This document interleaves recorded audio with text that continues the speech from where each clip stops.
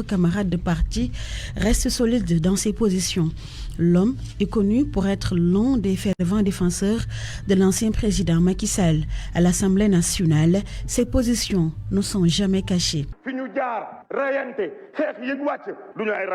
On est légitime, gagné une commune, on contrôle nos départements, nous sommes des politiciens de base. Depuis la chute de Macky Sall, Farba Ngom, qui se définit comme un homme d'affaires, a été cité dans des transactions supposées douteuses et des accusations qu'il a toujours rejetées. Voici ce qu'il avait dit d'ailleurs à Pape Ndiaye dans l'émission de la TFM à Faram Fatih. Trop de communication, la communication. Mais non, tegu ko ci mbiru doomu aadama daf ko tek ci doomu aadama boo xam ni jàpp nañu ne bu du suufu réew mi la takk na ci rip ba nga xam ni war nañ ko teg ci yoon. Du fonctionnaire de l'État, homme d'affaires là, damay jënd di jaay, damay nekk courtier du tey. L'engagement politique de Farba Ngom est né d'une conviction selon laquelle il ne faut pas dépendre des gens toute la vie. Malgré le départ de Macky Sall de la présidence de la République, l'homme reste plus que jamais déterminé à défendre ses convictions et ses biens qui, dit-il, sont acquis de manière licite. Nos tentatives de le joindre restaient vaines. Dans Source A, Farba Ngom déclare n'être au courant d'aucune démarche judiciaire le concernant. Farba Ngom et non Farba Senghor, autant pour moi, et toutes nos excuses à l'ancien ministre libéral qui n'a rien à voir dans cette affaire, bien naturellement. Nous restons sur cette vaste enquête du parquet financier pour blanchiment de capitaux, en tout cas enquête annoncée. Le procureur du pôle judiciaire financier de Dakar a reçu récemment plusieurs rapports émanant de la CENTIF. Ces rapports, actuellement en cours d'examen, ont révélé des pratiques suspectes impliquant plusieurs individus. Alors, dans ce midi, nous nous intéressons à la CENTIF avec Mohamed Ali Mouba. La CENTIF occupe une place centrale dans le dispositif de lutte contre le blanchiment de capitaux et le financement du terrorisme. Créée en 2006, la cellule nationale de traitement des informations financières reçoit, analyse et traite les renseignements propres à établir l'origine des transactions ou la nature des opérations. Les agents de la CENTIF s'intéressent donc aux opérations faisant l'objet de déclarations de soupçons auxquelles sont astreintes les personnes physiques et morales assujetties. Dans le cadre de ces missions, la CENTIF a le pouvoir de recourir à des correspondants au sein des services de la place, la gendarmerie, la police, des régies financières ainsi que des sources judiciaires de l'État. Question: comment la CENTIF opère-t-elle lorsqu'elle est saisie? C'est simple. Lorsqu'elle accuse réception de soupçons écrites, elle traite et analyse immédiatement les informations recueillies et procède, le cas échéant, à des demandes de renseignements complémentaires auprès du déclarant et des autres assujettis. Par ailleurs, lorsque des investigations mettent en évidence des faits susceptibles de relever du blanchiment de capitaux, de financement du terrorisme, la CENTIF saisit le procureur de la République qui, à son tour, saisit le juge d'instruction. Le rapport est accompagné de toutes les pièces utiles, à l'exception de la déclaration du soupçon et de l'identité du préposé à la déclaration, qui ne doivent pas figurer dans le dossier. Aux côtés de l'OFNAC, la CENTIF complète l'arsenal mis en place par notre pays pour lutter contre les flux financiers illicites, les effets négatifs de la corruption, le blanchiment de capitaux et le financement du terrorisme, au nom de la bonne gouvernance et de la transparence. RFM, la radio de toute l'actualité. Vous avez dû le noter dans la circulation ce matin. Les jaunes noirs se sont parés de rouge ce lundi pour exprimer la colère des taximens contre les véhicules de transport avec chauffeur, les VTC. Principale revendication, la tenue du procès qui les oppose aux applications Yango, Yassir et Itch. Maintes fois reporté ce procès. Le port de brassard rouge est la première action d'un plan qui prévoit également une conférence de presse mercredi prochain. Reportage Salimata Aou. Trop de laisser aller. Aujourd'hui, c'est marre. On est marre. Parce que 200 ou 300, les taxis, presque c'est failli. Tous en brassard rouge, ils se sont garés devant la permanence du Parti démocratique sénégalais. Ces chauffeurs de taxi dénoncent la prolifération des plateformes de transport VTC. Malik Diop, secrétaire national du mouvement Dolé Transport. On a arboré des brassards rouges pour manifester le transport irrégulier et la concurrence déloyale favorisée par ces multinationales des plateformes qui sont Yango, Yassir, Itz, entre autres. qui favorise le transport irrégulier. C'est pourquoi, en tant qu'acteur du transport, en tant que mouvement syndical, on a constaté que depuis mars 2024, on est en train de nous renvoyer à plusieurs reprises. Donc nous avons constaté qu'on ne peut pas laisser cette chose passer comme ça sans rien faire. On a décidé de mener des plans d'action à travers des activités syndicales. C'est pourquoi on a ordonné à l'ensemble des chauffeurs de faire des ports de brassard rouge pendant 48 heures. C'est lundi et mardi. L'autre doléance de ces chauffeurs, c'est l'arbitrage de la justice concernant leur procès contre Yongo et autres. Serigne Bakessila. Il n'y a pas de conformité à l'action des normes de transport. C'est comme particulier. Il n'y a pas de licence pour transport. Les chauffeurs, il n'y a pas de permis de transport en commun. Il n'y a pas de droit de stationnement. Surtout l'assurance de couvrir pour clients. Surtout le terminal. Le terminal pour arbitrage, les concurrentiels, les taxis.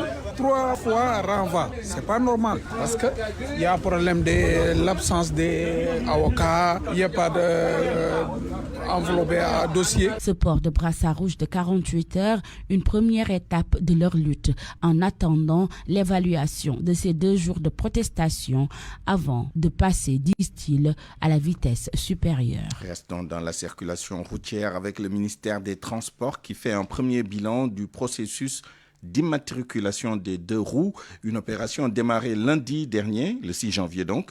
Au total, près de 4000 demandes ont été reçues.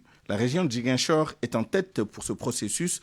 Écoutons Mandiaye Faye, directeur de la mobilité et de la circulation routière au ministère des Transports. Il est au micro d'Elhaj Ndiogoudjen. Nous avons reçu à peu près plus de 880 demandes d'immatriculation sur tout l'étendue du territoire. Et à peu près, on va dire que 61% des dossiers reçus ont été validés. Le reste, à peu près moins de 40%, sont des dossiers soit en attente de validation, soit rejetés soit par des motifs d'absence de CMC ou de problèmes de légalisation. Sur ces 2 problématiques, sont en train d'être régularisées avec une campagne de communication et une campagne d'association au niveau des différents services de l'État. Alors, si on prend en détail, aujourd'hui, le top 3 des régions où le niveau d'immatriculation et de fréquentation sont les plus élevés sont aujourd'hui la région de Ziguinchor avec 454 dossiers validés, soit 98% des demandes reçues. La région de Kaolack avec 412 et les régions de Dakar et de Kolda qui sont à peu près 228 et 224 dossiers validés. Donc, pour le cadre spécifiquement de Dakar, nous encourageons vraiment nos concitoyens à aller dans le sens de l'immatriculation, à aller rejoindre nos différentes équipes dans nos services. Pour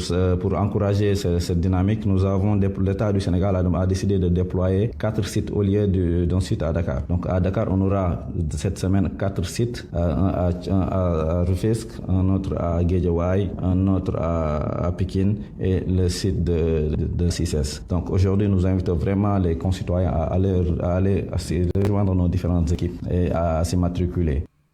J'ajoute qu'une révolte des conducteurs de 2 roues a été notée la semaine dernière dans plusieurs localités du pays.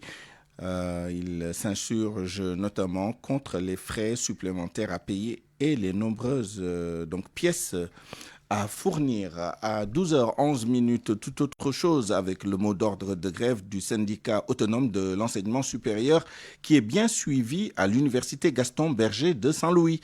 Les enseignants exigent l'application sans délai d'un décret déclaré perdu dans le circuit administratif. Les étudiants également ont réagi. Ils veulent la satisfaction des revendications du SAES qu'ils jugent légitimes. Ousseynou Diop. Pas de cours à l'université Gaston Berger de Saint-Louis aujourd'hui. Devant l'esplanade, on note surtout les va-et-vient des étudiants députés face au comportement des autorités qui ont négligé les menaces du syndicat autonome de l'enseignement supérieur. C'est une revendication légitime en cas de décès d'un enseignant ou d'une enseignante. Il est tout à fait légitime que le veuf ou la veuve perçoive une partie. L'État ne doit pas perdre. Normalement, l'État ne doit pas perdre un décret. Au bureau du SAES, les enseignants sont partis avant même 10 heures. Ici, le mot d'ordre est bien suivi. Alassane Bey est membre de la coordination du SAES UGB. On est à 100%, donc voilà. Les enseignements ne se déroulent pas. Donc je pense que les collègues ont observé dans la rigueur le mot d'ordre qui est décrété par le syndicat. Les enseignants du supérieur exigent des mesures concrètes pour régler définitivement ce problème pour une meilleure prise en charge des veufs et veuves des enseignants du supérieur. Oui, c'est des revendications légitimes. Pour rappel, en fait, le SAES ne demande que l'application de la loi. Un décret qui a été examiné et adopté en Conseil des ministres au même moment que la loi d'amnistie. À l'université Gaston Berger, les amphithéâtres sont fermés. Le mot d'ordre de grève du SAES est bien respecté dans ce temple du savoir. Ousseynou Diop, Saint-Louis, RFM. Tout autre chose maintenant avec cette affaire qui fait grand bruit au CM de Malika. Le bureau du principal a été incendié. Conséquence, tous les documents et matériels administratifs réduits en cendres. La salle des professeurs a été également saccagée et les auteurs sont introuvables. La police de Malika, en collaboration avec la police scientifique, a ouvert une enquête. Les professeurs, l'administration et les parents d'élèves tiennent actuellement une réunion d'urgence. Aminata Bar. Au CEM de Malika, beaucoup de dégâts ont été constatés. Documents administratifs et matériels didactiques rangés dans le bureau du principal sont tous brûlés. Chérif Diata, principal du CEM, déplore. Pas de dégâts humains, c'est plutôt des dégâts matériels. Tout le matériel de reprographie, nous avions ici 2 photocopieuses, un risographe et 2 imprimantes. Plus l'ordinateur et les armoires, tout est calciné. Les armoires et le matériel, le papier, tout le matériel, le dossier élève et partie du personnel, tout a été abîmé. Les auteurs de cet acte que le principal qualifie de crime sont inconnus jusqu'ici, malgré la descente de la police de Malika et de la police scientifique. Non, jusqu'ici, nous ne pouvons pas vous dire le mobile de cet acte ignoble, de cet acte criminel. Je ne saurais vous dire parce que le bâtiment qui est le bloc administratif était complètement fermé. Par où le criminel, ce malfaiteur est passé, personne ne sait. De toute façon, la police est à ses trousses. Dans cette école, il n'y a pas de cours ce lundi. Les élèves sont sortis pour manifester leur colère. Ce qui est passé ici hier, ça nous fait mal au cœur parce que nos livrets de bac ont été tous détruits. Ça nous fait mal au cœur. Pas normal. On ne devait pas faire ça. On a abusé d'elle. La direction de l'école, les professeurs et les parents d'élèves sont en réunion d'urgence afin de prendre des mesures de sécurité. Aminata Bakar Massar, Radio Futurs Médias. Sur cette affaire, la réaction du secrétaire général de l'Union des enseignants du Sénégal, il condamne ce qu'il considère comme un incendie criminel. Il demande également que les responsabilités soient situées, mais aussi que les établissements scolaires soient sécurisés. Écoutons Abdourahmane Kane, secrétaire général de l'UES. Nous avons vu que le bureau du principal du CM de Malika Plage a été brûlé et il y a eu un acte de vandalisme extraordinaire qui ne dit pas son nom. De la peinture a été étalée sur le bureau, donc son ordinateur détruit, de même que son imprimante. Et c'est un acte vraiment que l'Union des enseignants du Sénégal déplore et fustige avec la dernière énergie. Et nous exigeons vraiment la sécurisation de nos établissements, des enseignants et des enseignants surtout. Et vraiment nous le regrettons. C'est un acte barbare et de vandalisme que nous regrettons. La police est en train de faire son enquête pour situer les responsabilités et nous exigeons à ce que la lumière soit faite et que les responsables soient fustigés pour que cela ne fasse pas tache d'huile. C'est un constat, nos établissements sont poreux, les gens peuvent entrer n'importe comment, des fois même il n'y a même pas de clôture, ça montre que les enseignants et les enseignants sont constamment en danger. Il y a de cela quelques jours, ça fait pas très longtemps, un enseignant a été pris en partie par des vandales à l'intérieur de l'établissement. Tout à fait, il faut sécuriser les établissements scolaires. D'autant plus qu'il y a du matériel, et il y a des enseignants et des élèves qui sont de sécurité et de la mission régalienne de l'État. Éducation toujours, le groupe pour l'étude et l'enseignement de la population, GEP, a publié son rapport sur les cas de grossesse en milieu scolaire. 1202 cas sur tout le territoire national. L'académie de Fatick est en tête avec 166 cas de grossesse en milieu scolaire. La section locale du GEP confirme ces chiffres et s'en désole. Ces grossesses occasionnent de nombreux cas d'abandon chez les filles. Aminata Goudjabi. Le rapport sur les cas de grossesse en milieu scolaire a été largement partagé sur les réseaux sociaux. Dans le classement des chiffres par académie, Fatick est en première position avec 166 cas de grossesse enregistrés dans les écoles pour l'année académique 2023-2024. Serigne Sarr est le coordinateur régional du groupe pour l'étude et l'enseignement de la population, GEP. Ces chiffres avancés sont exacts. L'année scolaire 2023-2024, nous avons enregistré 166 cas de grossesse au niveau de l'académie de Fatick. Ces enquêtes ont été menées dans toute l'académie et concernent aussi le cycle moyen et le cycle secondaire. Serigne Sarr précise qu'elles ne sont pas toutes célibataires, mais parmi les filles tombées enceintes, il y a des élèves de 5e et même de 6e. Et parmi ces 166 cas, 75 cas sont des filles mariées. Ensuite, c'est le cycle moyen qui est le plus touché, c'est-à-dire de la 6e à la 3e. Et les cas les plus nombreux, c'est surtout en classe de 4e et de 3e, malgré qu'il y a des élèves de 6e et de 5e qui font partie des cas. C'est important de le soulever. Ce phénomène compromet la politique de scolarisation et de maintien des filles. Ces grossesses d'élèves favorisent l'abandon, selon Serigne Sarr, qui est par ailleurs professeur de mathématiques et de sciences de la vie et de la terre au CM Kharndofène Diouf de Fatick. Parce que parmi les filles, il y en a qui reviennent parce qu'il y a un arrêté ministériel qui les permet de revenir lorsque leur grossesse arrive à terme. Mais malheureusement, beaucoup d'entre elles ne reviennent pas. La section régionale du groupe pour l'étude et l'enseignement de la population GEP déroule sa stratégie dénommée Zéro grossesse en milieu scolaire. La sensibilisation est menée jusque dans les localités les plus reculées de l'académie de Fatick. Aminatou Goudiaby, Fatick, RFM. RFM. L'info, c'est ici. L'info, c'est ici. Visite du Premier ministre Ousmane Sonko en Mauritanie. Le chef du gouvernement est arrivé à Nouakchott hier avec un accueil populaire, notamment de la diaspora sénégalaise dans ce pays. Avec notre correspondant sur place, nous détaillons le programme des 3 jours que durera ce déplacement.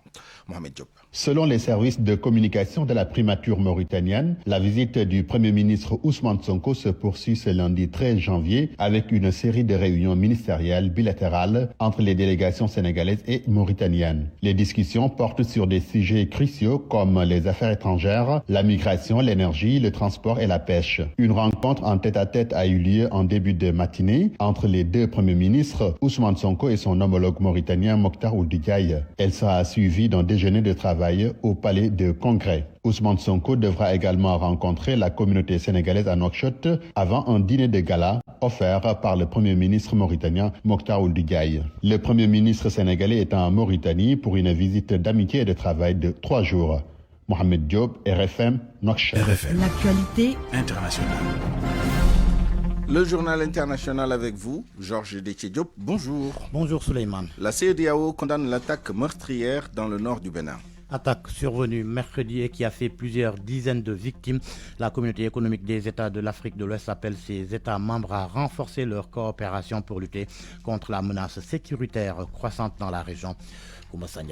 Cette attaque revendiquée par le groupe de soutien à l'islam et aux musulmans a coûté la vie à plusieurs soldats béninois. Selon un communiqué publié jeudi à Abuja, la CEDEAO a exprimé sa solidarité avec le gouvernement béninois et les familles des victimes, tout en appelant à un renforcement de la coopération régionale en matière de sécurité et de partage de renseignements pour lutter efficacement contre la menace terroriste. Par ailleurs, le président de la Commission de l'Union africaine, Moussa Faki Mahamat, a condamné cette attaque qui s'est produite à Banikowara, une zone sensible à la frontière entre le Niger, le Bénin et le Burkina Faso. Le chef d'état-major de la garde nationale du Bénin, le colonel Fezou Gomina, a indiqué que l'armée a neutralisé 40 assaillants lors de l'affrontement. Cependant, il a souligné que la position attaquée, partie intégrante de l'opération Mirador, était l'une des plus militarisées de ce dispositif de 3000 soldats déployés depuis 2022 pour sécuriser les frontières. Depuis 2021, le Bénin a perdu 121 militaires, dont des attaques attribuées à des groupes djihadistes affiliés à Al-Qaïda et à l'État islamique. Malgré ce lourd bilan, les autorités béninoises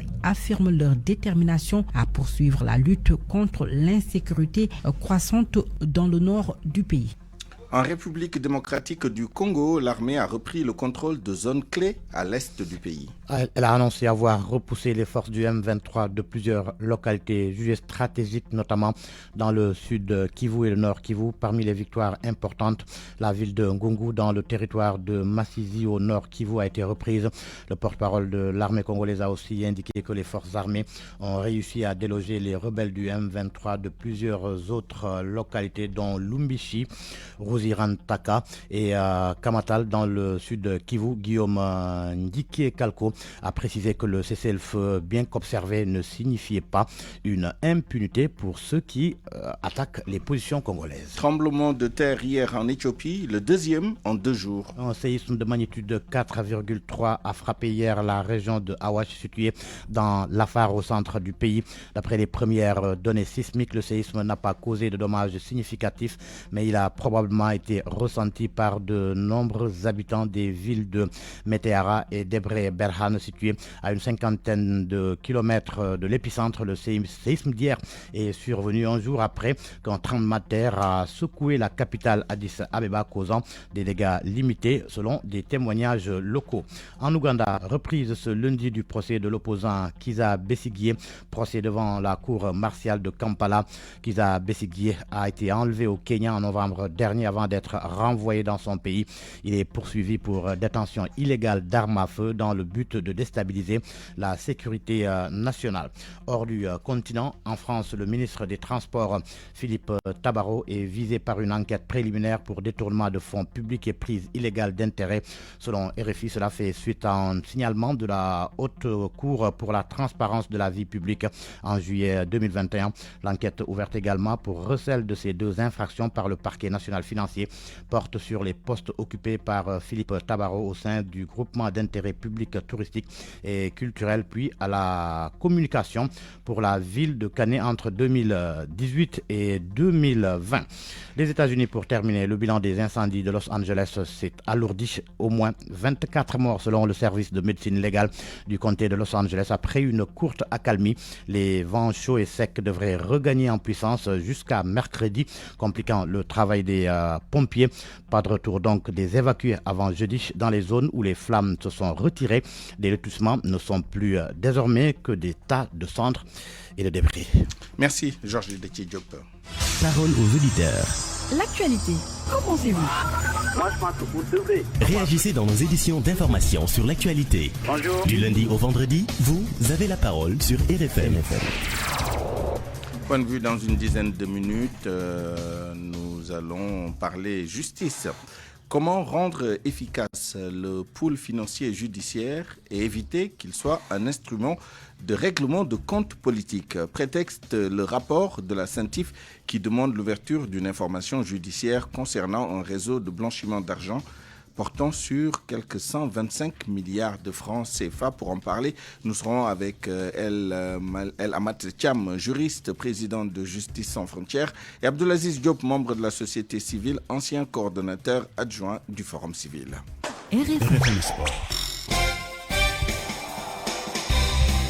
Mais d'abord, le journal des sports. Avec vous, Malal Junior Diagne. Bonjour. Bonjour, Suleiman. Battu par Zarco hier, les supporters de l'écurie FAS réclament le départ de Gris Bordeaux. Ils veulent que Gris Bordeaux parte à la retraite et laisse la place de Tigre de Fass aux plus jeunes. Beaucoup de supporters se sont réveillés ce matin à travers les rues de la Médina et de Fass avec le sentiment d'être déçus et d'avoir vu leur tête de file perdre son combat facilement face à Zarco. Reportage Boubacar Dieng.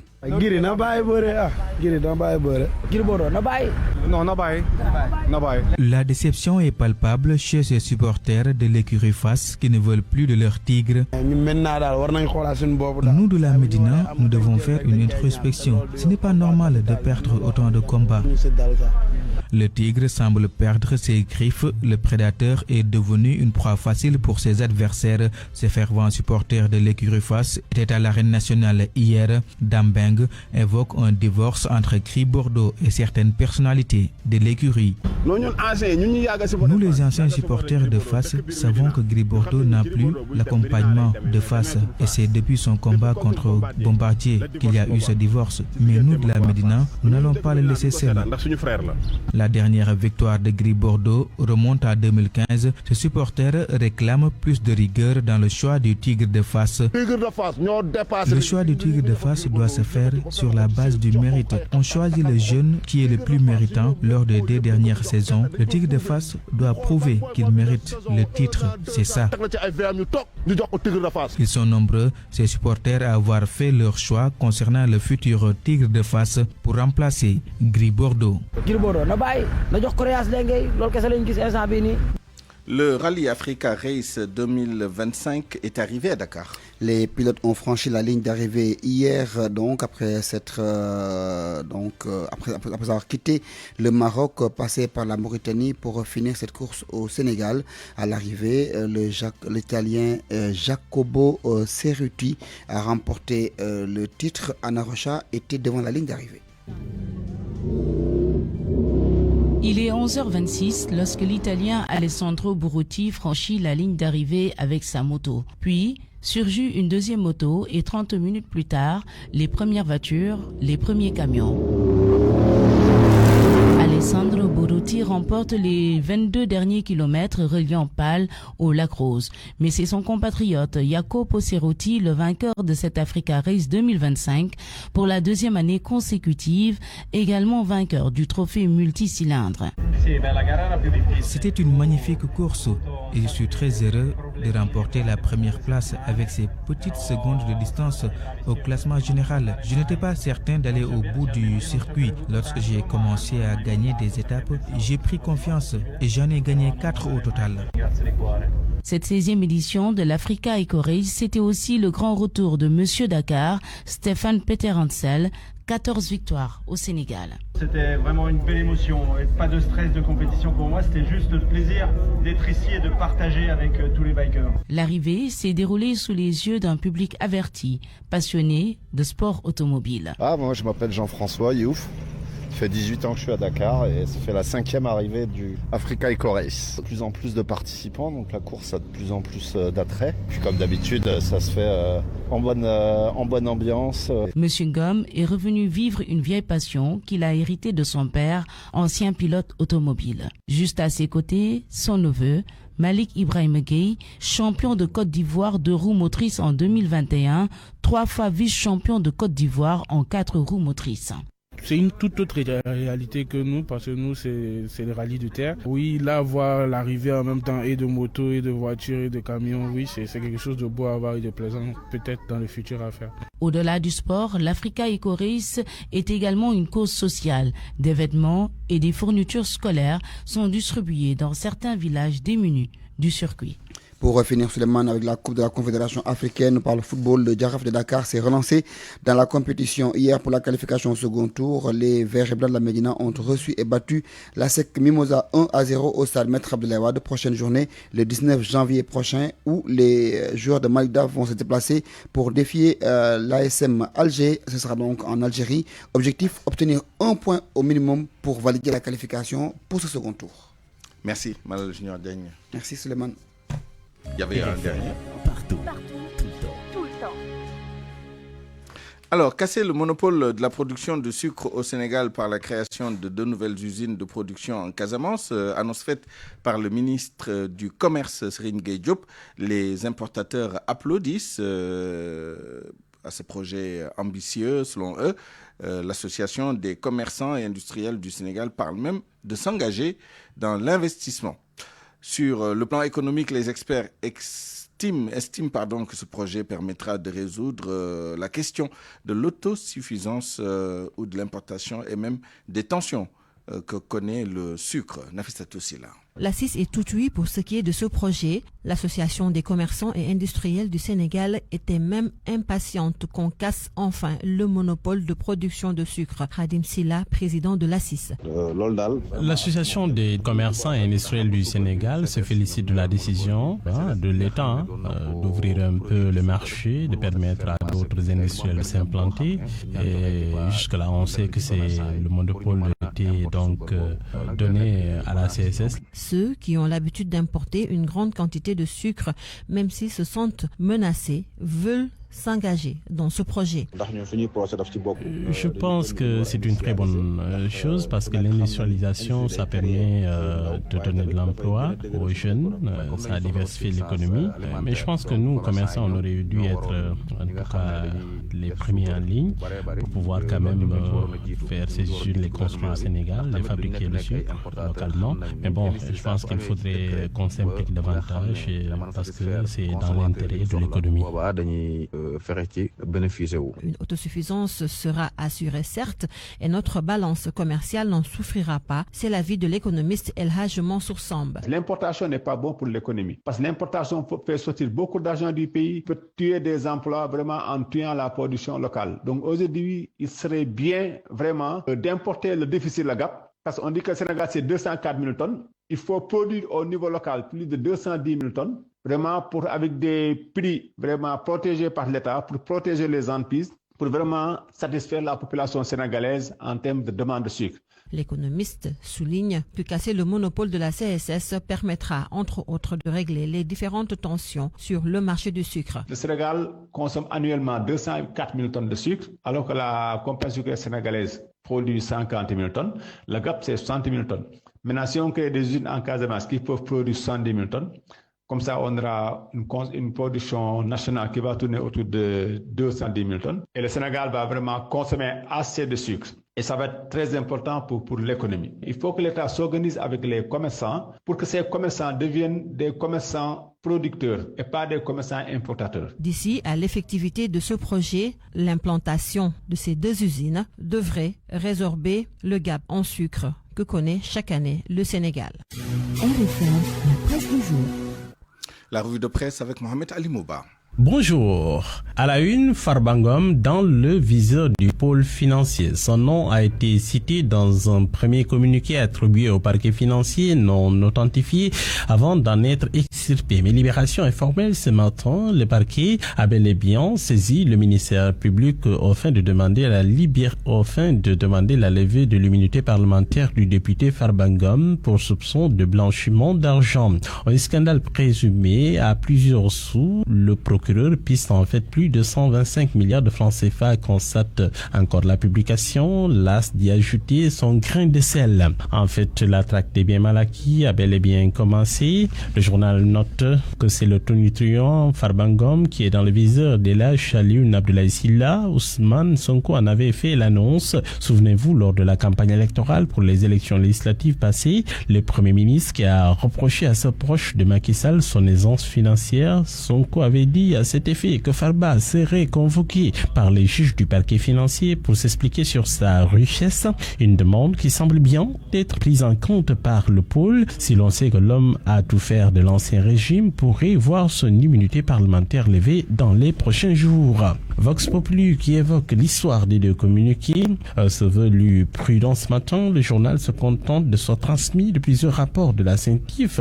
dispositif au cœur de la lutte contre le blanchiment de capitaux. Le confrère écrit donc qu'il Abdoulaye Alioune Sylla parle de mécanismes sophistiqués de blanchiment de capitaux par le truchement de sociétés et quand le magistrat envisage l'ouverture d'une information judiciaire. L'Obs qui s'épanche à son tour sur cette affaire évoque comment les deux communiqués publiés dimanche se sont retrouvés sur l'espace public à moins de quelques heures. Le vrai du faux à lire en page intérieure. Farba Ngom lui s'est expliqué dans Sourça devant le confrère. Le député de Agnam a marqué son étonnement. Il a dit qu'il n'y est pour rien. Il n'a pas reçu pour le moment de convocation.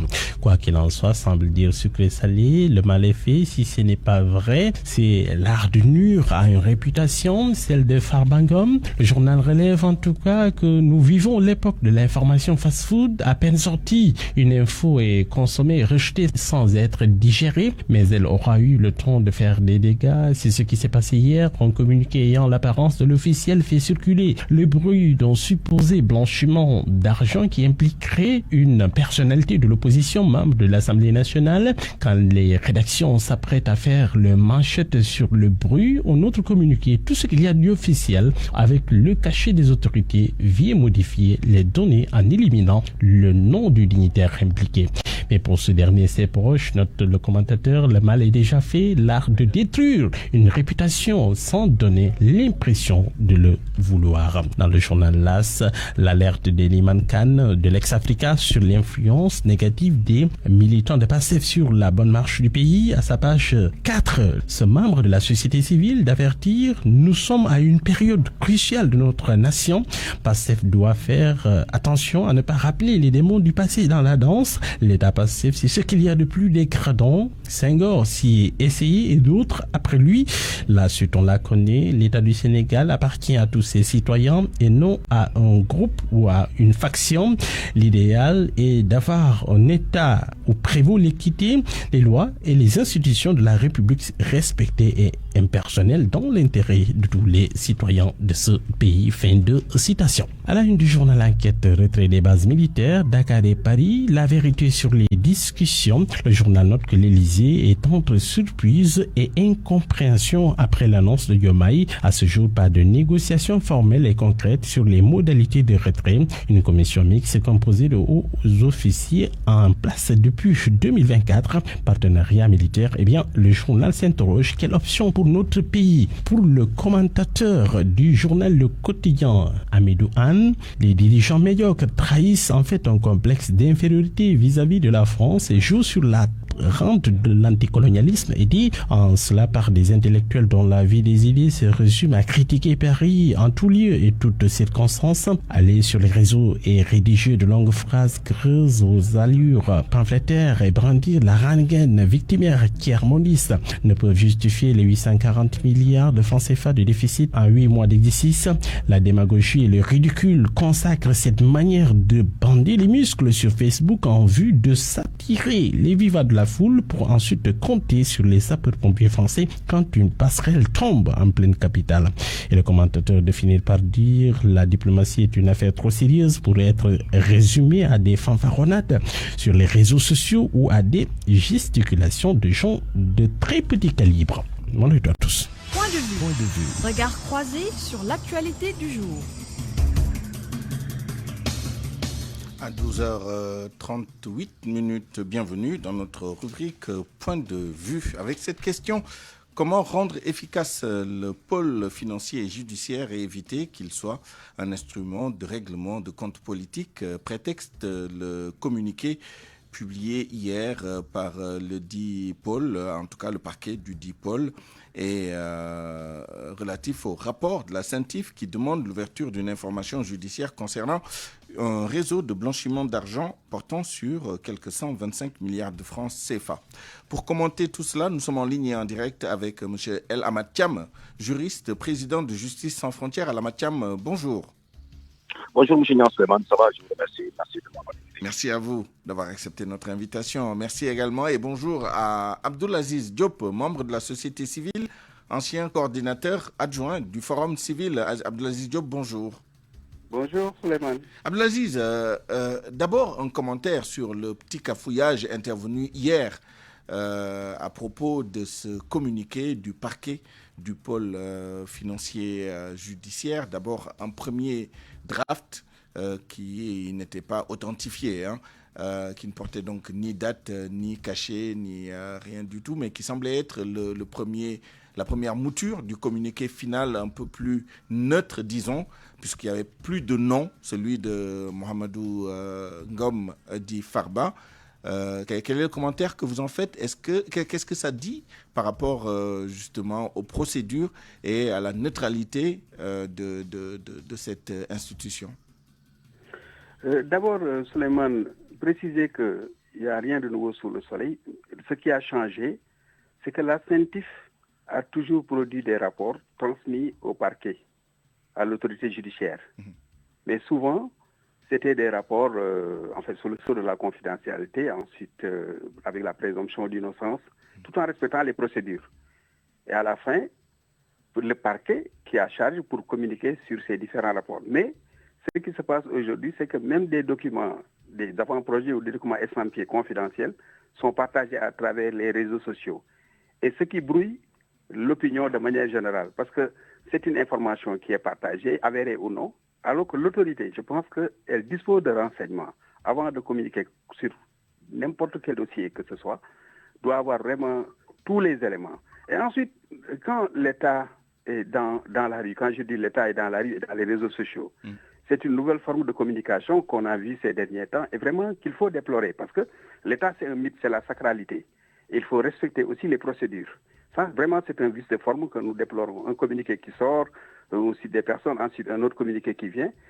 Et rappelez aussi que la CENTIF, dans ses rapports, contrairement aux autres corps de contrôle, parce qu'au Sénégal, ce qui se passe, c'est que nous avons d'excellents corps de contrôle, l'IGE, la Cour des comptes, avec de grands comités de l'État, la crème de l'administration. Mais malheureusement, souvent, c'est des corps de contrôle sous contrôle de l'exécutif. C'est pourquoi on parlait d'impunité de temps en temps. Mais la CENTIF, pour elle, tous ces rapports transmis à l'autorité judiciaire, l'autorité a une obligation d'ouvrir une enquête. Donc, obligation de transmission, obligation de poursuite. Contrairement même à l'OFNAC avant que les textes ne soient réformés. Mais ce qu'il faut déployer vraiment, c'est cette forme de communication aujourd'hui à travers les réseaux sociaux sur des documents vraiment qui ne devraient même pas sortir parce que c'est la CENTIF dans son communiqué, elle parle, le parquet financier du moins, autant pour moi, parle d'ouverture en visage. Donc l'enquête n'est même pas encore ouverte et maintenant tout est dans la rue. N'est-ce pas? Ella Mathiam, un commentaire sur ce cafouillage, alors dérapage contrôlé ou pas, hein, on ne sait pas si ça a été fait à dessein ou si c'est un accident qui est survenu dans la procédure d'échange des différentes versions du communiqué. En tout état de cause, on a un communiqué final sans nom, mais est-ce qu'on a la garantie avec ce pôle financier judiciaire d'une véritable indépendance de la justice vis-à-vis des manipulations politiques éventuelles qu'il pourrait y avoir dans le traitement des dossiers? Merci Souleymane. Je vais rebondir là où M. Diop a dit. J'espère qu'il a dit l'essentiel sur l'aspect parce que ce n'est pas la première fois qu'on voit des documents estampillés, même confidentiels, d'échanges entre ministériels ou ministre de présidence ou un ministre et son DG. On a vu l'affaire du ministre là, comment ça s'appelle, qui avait les problèmes avec le Cheikh Diop, le maire qui dirigeait l'entreprise là, sur les marchés là, un peu nébuleuses. Oui. On a vu les échanges estampillés, secrets confidentiels et sur la rue. Ce n'est pas la première fois, ce n'est pas une nouveauté. Depuis 2 ans, 3 ans, maintenant, comme l'a dit M. Diop, l'État et les correspondances de l'État sont dans la rue. À plus forte raison, même les correspondances entre nous particuliers sont protégées par une loi, la protection de la communication, c'est à plus forte raison les communications dans l'administration. Et là, comme il a dit, je suis tout à fait d'avis avec lui, actuellement, la communication et les secrets de l'information de l'État est dans la rue et même dans les caniveaux. Maintenant, ceci étant dit, bon, créer le pôle judiciaire financier ou la mort de la CRI, c'est toujours la justice sénégalaise qui est là. C'est toujours des magistrats sénégalais qui siègent dans ces nouvelles juridictions-là. C'est l'appellation qui a changé, mais les dispositions qui régissent les magistrats, qui régissent les statuts généraux des magistrats et les dispositions qui régissent même les statuts généraux de la fonction publique, ces dispositions restent toujours valables. Donc, parce qu'on a changé de nom, on a changé le CRI pour maintenant créer le pôle judiciaire financier, bon, c'est la démarche qu'il faut changer. Je dis que pour changer, il y ait une différence fondamentale avec le double degré de juridiction garanti par le pôle et qui n'existerait pas, je parle sous votre contrôle, avec la CRI.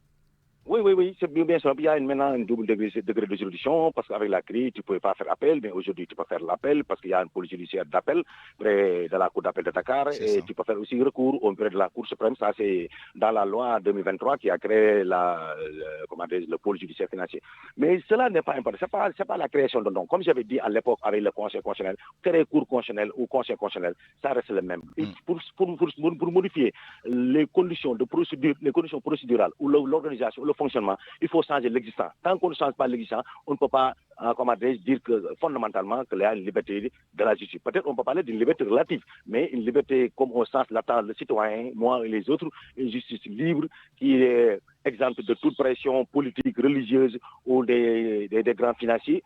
Là, je pense que si on veut aller trop loin, il faut modifier, comme l'a toujours demandé la société civile, une partie de la population, même les magistrats eux-mêmes, ils ont toujours demandé à ce que le parquet soit libre vis-à-vis de la chancellerie. Et ici, aussi, il faut limiter, je ne dis pas, il y a des gens qui parlent de modifier, mais je préfère, il faut revoir les pouvoirs du parquet en matière pénale. Parce que le parquet, en faisant quoi, il faut créer ce qu'on appelle ce juge de la liberté, c'est-à-dire qui peut jouer les contre-pouvoirs du parquet en cas de d'arrestation entre azimuts contre les gens qui ont décrié par-ci et par-là et les mandats de dépôt systématiques. Mais toujours c'est-à-dire, je dis que pour modifier les grandes modifications, les grandes révolutions d'un pays passe toujours par les modifications du droit ou par les grandes décisions de justice. Tant que ça n'est pas arrivé, on ne peut pas parler vraiment de liberté de la justice au sens propre du terme. Ici, ajoute pour terminer. Bon, les gens parlent de crise, son renforcement de ses droits, parce qu'aujourd'hui, le pôle judiciaire de l'État, on lui a donné des attributions en matière d'infraction, les infractions criminelles les mieux organisées au monde. Je ne dis pas au Sénégal, mais dans le monde. Entre autres, si on s'en tient aux dispositions de l'article 644-84 du Code de procédure, on a constaté que vraiment, il faut de gros moyens, des moyens logistiques, des moyens humains. Et vous avez vu avec la crise, lorsque M. Karim Wade faisait l'objet d'une poursuite judiciaire, vous avez vu la mobilisation, l'État a mobilisé beaucoup de moyens vraiment pour dénicher ces infractions, les sociétés écrans qu'on avait mis, combien de cabinets d'experts ont été mobilisés, combien de mandats combien de décisions rogatoires ont été envoyées par les juridictions. Et aujourd'hui, au finish, qu'est-ce qu'on dit? Toujours c'est tout sur le mythe parce que les gens ne savent pas est-ce que les enquêtes ont été abouties jusqu'au bout. Donc j'espère qu'avec ce pôle judiciaire-là, c'est l'occasion de rectifier les erreurs ou les dysfonctionnements avec la crise pour ne pas que ces mêmes erreurs puissent nous retrouver aujourd'hui. Notamment avec le renforcement des moyens humains, matériels, techniques, technologiques. Et comme vous l'avez dit, peut-être l'institution d'un juge des libertés pour contrecarrer la toute-puissance du parquet au Sénégal. Une lecture un peu plus politique, on reviendra sur les aspects juridiques avec vous à la Mathiam tout à l'heure, notamment pour voir un peu les doublons que certains dénoncent entre ce pôle financier et judiciaire et l'OFNAC dans sa nouvelle version. Mais avant cela, Abdoulaziz Diop, aujourd'hui tout le monde parle de la politisation justement de ces affaires de détournement, de malversation, de détournement de deniers publics et même de blanchiment d'argent et de financement du terrorisme. On a entendu le Premier ministre, dans le cas qui nous concerne, menacer de façon à peine voilée Farba Ngom lors de la campagne électorale en disant que ce serait la dernière élection à laquelle participerait Farba Ngom en tant que citoyen libre. Aujourd'hui, est-ce que vous avez des craintes par rapport justement au détournement un peu d'objectifs de ce pôle financier qui était censé désengorger les cours et tribunaux de ces affaires plus complexes que d'autres et peut-être de mener à bien les enquêtes très pointues que nécessitent ces affaires-là? Oui, Souleymane, nous avons toujours, au niveau du Forum civil, prôné, parce que ça fait partie de nos principes, la reddition de comptes au lieu de règlement de compte. Mais ce qui se passe dans la réalité, Ahmad l'a dit tantôt, c'est la justice sénégalaise. Quand on parle d'indépendance de la justice, moi je parle d'indépendance du juge. Le juge, il a prêté serment. Le juge, il est homo sénégalensis. C'est presque un Sénégalais en touche. Autant il a des qualités, autant il est des tares. Mais ce qu'on a constaté, c'est la politisation, c'est-à-dire des dossiers politiques qui ont eu des suites judiciaires. C'est ça qu'on appelle règlement de compte politique. Des dossiers judiciaires qui ont eu des règlements politiques à travers l'impunité et la transhumance. Et nous l'avons toujours déploré. Mais ce qu'il faut souligner, Souleymane, au Sénégal, nous avons la chance. Sur le plan institutionnel, sur le plan réglementaire, nous avons la conformité, nous avons autant de structures. Maintenant, la question qui doit se poser, c'est quelle est l'efficacité de toutes ces structures ou quelle mise en cohérence pour au moins passer d'une obligation de conformité à une obligation aussi d'efficacité et d'efficience par rapport à ce qui se passe. Parce qu'aujourd'hui, nous avons l'OFNAC, nous avons la Cour des comptes, l'IGE, la CENTIF, autant de corps de contrôle, autant de structures. Nous avons aussi des lois. La loi sur le blanchiment des capitaux, mais autre loi aussi que les Sénégalais ne connaissent pas beaucoup, c'est le RBE, le registre des bénéficiaires exécutifs, bénéficiaires effectifs autant pour moi. C'est l'exigence 2.5 de la norme ITE. Avant que le Sénégal n'entre dans l'ère du gaz et du pétrole, il y a eu beaucoup de réformes.